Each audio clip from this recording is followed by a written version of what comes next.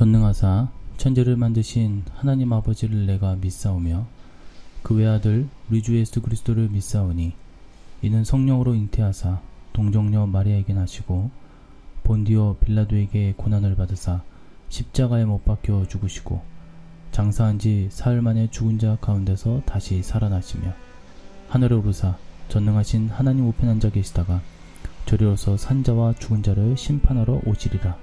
성령을 믿사오며 거룩한 공예와 성도가 서로 교통하는 것과 죄를 사하여 주시는 것과 몸이 다시 사는 것과 영원히 사는 것을 믿사옵나이다. 아멘.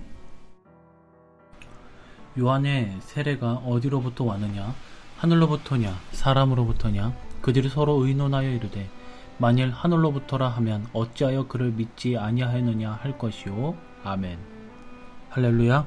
오늘도 마태복음 21장 25절 말씀 중심으로 예수님과 대제사장 장로들과의 논쟁의 두 모습, 두 번째 말씀의 시간 가져보도록 하겠습니다. 예수님을 공격하려는 대제사장들과 장로들을 향해 예수님께서는 요한의 세례가 하늘로서 온 것인지 사람에게서 온 것인지 물으셨으나 그들은 선뜻 대답하지 못했습니다. 왜냐하면 하늘에서 온 것이라 하면 왜 믿지 않았느냐라고 추궁받게 되고 사람에게서 온 것이라 하면 요한을 따르는 무리가 분노했기 때문입니다. 어제에 이어 예수님과 대제사장, 장로들과의 논쟁의 두 모습을 우리가 살펴보고 함께 말씀의 은혜를 나눠보고자 합니다. 예수님의 지혜로운 모습을 보였다라는 것인데 25절의 말씀을 보면 요한의 세례가 어디로부터 왔느냐? 하늘로부터냐? 사람으로부터냐? 그들이 서로 의논하여 이르되 만일 하늘로부터라 하면 어찌하여 그를 믿지 아니하느냐 할 것이요.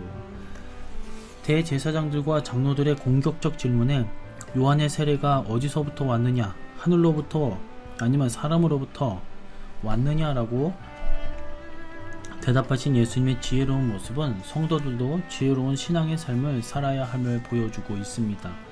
예수님께서 응전하시는 모습은 동문서답도 아니며 대답을 회피하려는 것도 아닙니다.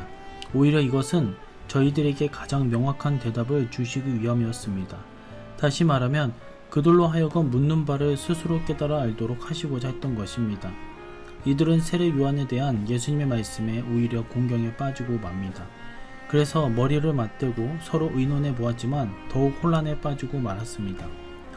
예수님의 권위에 정면 도전한 대제사장과 백성들의 장로들이 예수님의 반격을 받아 스스로 딜레마에 빠지게 되었습니다.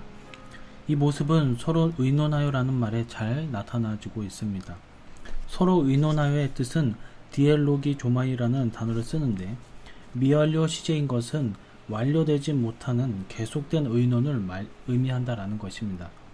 예수님의 지혜로운 답변으로 그들을 스스로 모순에 빠져버린 것입니다. 성도들도 마찬가지입니다. 예수님처럼 지혜로운 신앙생활을 해야 될 줄로 믿습니다. 그렇다면 여기서 하늘로부터의 의미가 무엇인가? 마태복음 21장 25절의 말씀에서 요한의 세례가 어디로부터 왔느냐? 하늘로부터냐? 여기서 하늘로부터라는 말은 하나님에게로서라는 뜻으로 유대인이 하나님이란 말을 직접 사용하지 않기 위해서 사용한 완곡한 표현입니다. 하늘로서라는 말은 저들이 용납해야 할 참된 행위를 말합니다. 그리고 사람으로부터는 저들이 무시할 만한 거짓된 행위를 의미합니다. 그러나 요한과 예수의 권위의 출처는 동일한 것이었는데 그것은 바로 하늘로부터 곧 하나님에게로서입니다. 우리 역시 세상을 살아가면서 하나님에게로부터 온 지혜를 풍성하게 받아야 합니다. 그런 지혜로 충만할 때 사단의 어떤 공격에도 당황하지 않고 이겨낼 수 있는 것입니다. 그래서 뱀처럼 지혜롭고 비둘기처럼 순결하라 라고 주님께서는 말씀하셨습니다. 마태복음 10장 16절 말씀입니다. 보라 내가 너희를 보냄이 양을 이리 가운데로 보냄과 같도다. 그러므로 너희는 뱀같이 지혜롭고 비둘기같이 순결하라. 예수님은 12제자를 보내면서 뱀처럼 지혜로우라고 당부하셨습니다. 위기를 만날 때 예수님처럼 지혜로워야 합니다. 어려움을 당하면 실수가 쉽습니다. 그러나 예수님이 얼마나 지혜로우셨습니까? 내가 무슨 권세를 가지고 그러느냐라는 질문에 요한의 세례가 어디로 왔느냐? 하늘로부터냐? 사람에게로부터냐? 얼마나 지혜로우십니까? 예수님을 트집 잡으려고 하였으나 결국 그들이 당한 것입니다. 예수님을 증거했던 세례 요한이 참 선지자이냐 거짓 선지자이냐 하는 것과 같다라는 것이죠. 거짓이라고 하면 백성들이 가만히 있지 않을 것이요, 하늘로부터 왔다고 하면 예수님 자신을 인정하는 것과 같게 되는 것입니다. 지식과 지혜가 어떻게 다릅니까? 지식은 있는 그대로입니다. 지식은 성경에 대한 단편적인 지식을 많이 알거나 적게 아는 정도입니다. 그에 반해 지혜는 많이 몰라도 삶 속에 하나님의 뜻대로 사는 것입니다. 예수님은 지식이 충만했다고 하지 않고 지혜에 충만했다고 하셨습니다. 성도들, 특히 목회자는 이런 지혜가 있어야 됩니다. 어떤 사람들은 혈기를 내고 휘저어버리면서 자신이 리더라고 막 하는 경우가 있습니다. 그래서는 절대로 안 된다는 것이죠. 삶 속에서도 지혜가 필요합니다. 온화하게, 겸손하게 모든 것을 헤쳐나가야 되는 것입니다. 예수님의 지혜를 배우십시오. 뱀처럼 지혜로워야 됩니다. 회사를 경영하는 사람에게도 반드시 필요한 것이 지혜입니다. 예수님의 지혜를 통해 은혜로운 가정생활, 힘이 넘치는 경영활동, 헌신적인 교회 봉사를 하며 승리하며 살아가시기를 지혜의 근본이신 예수님의 이름으로 간절히 축원해 드립니다. 말씀을 맺도록 하겠습니다.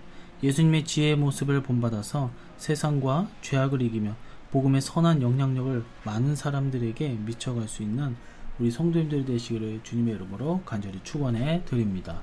기도하도록 하겠습니다. 할렐루야. 하나님 아버지 감사합니다. 우리가 세상을 살아갈 때 그리스도인이라는 그 한 가지로 인하여 온갖 고난과 핍박을 받을 때가 있습니다. 그것이 사단의 유혹으로 우리가 넘어질 때면 때로는 같이 싸우고 혈기를 낼 때가 있습니다. 절대로 그렇지 아니하고 더욱더 온화하게 평화적으로 선한 모습으로 지혜롭게 모든 것을 헤쳐나갈 수 있도록 내주하시는 성령님께서 우리를 붙잡아 주시고 인도하여 주시옵소서. 우리의 삶이 늘 지혜로 충만하여져서 어떠한 문제도 어떠한 근심과 걱정도 훌훌 털어버리는 진정한 그리스도인의 삶, 십자가의 도를 걸어가는 우리 모두가 될 수 있도록 인도 보하여 주시옵소서. 오늘 하루도 주님께 모든 것을 맡겨오며 다시 오실 예수님의 이름으로 기도드리옵나이다. 아멘. 주기도문으로 새벽 예배를 마치도록 하겠습니다. 하늘에 계신 우리 아버지여, 이름이 거룩히 여김을 받으시오며 나라의 임하옵시며 뜻이 하늘에서 이룬 것 같이 땅에서도 이루어지이다. 오늘날 우리에게 일용할 양식을 주옵시고 우리가 우리에게 죄 지은 자를 사하여 준 것 같이 우리 죄를 사하여 주옵시고 우리를 시험에 들게 하지 마옵시고 다만 악에서 구하옵소서. 대개의 나라와 권세와 영광의 아버지께 영원히 있사옵나이다. 아멘.